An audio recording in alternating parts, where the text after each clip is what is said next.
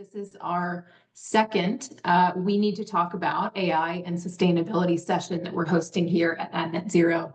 I'm really hoping we can cover, in effect, three main things today with this session. So kind of understanding how these tools can benefit the world of production and creativity when it comes to making content. Looking at what we might need to kind of consider in terms of hurdles or limitations and challenges, and also sort of talking about that sustainability point that Rachel's mentioned and how it might impact some of the decisions we make, how we can potentially measure it. AI has a huge impact on a digital environment. So there's a tremendous amount of development happening there. And the real value comes when I think AI tools are used as enablers, not really as replacements, so sort of enhancing human creativity and strategic decision making. I think post-production is where we've seen the most obvious quick win. Clients looking at about 20% reduction in time and potentially money as well. Not always. I think we should be very, very wary there. Sometimes faster solutions are not necessarily cheaper.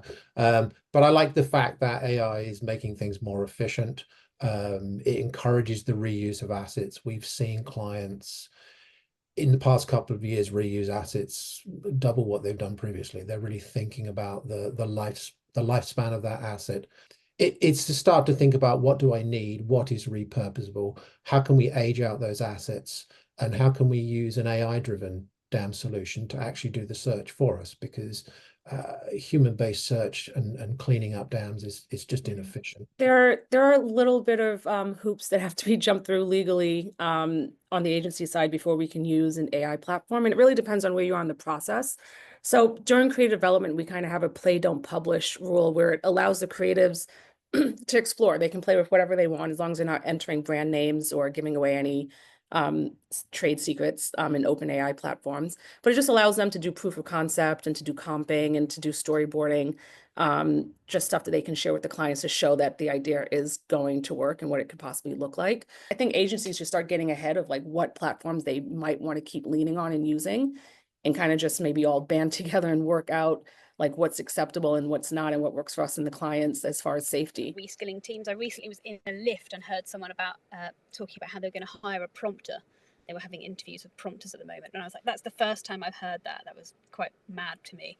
But I do think that you will start leading towards hiring people who are prompters. I feel like that's going to be a new role where AI creates new jobs versus taking jobs away. We're urging clients, say, like, don't just go with what's convenient, what's simple, sort of one and done.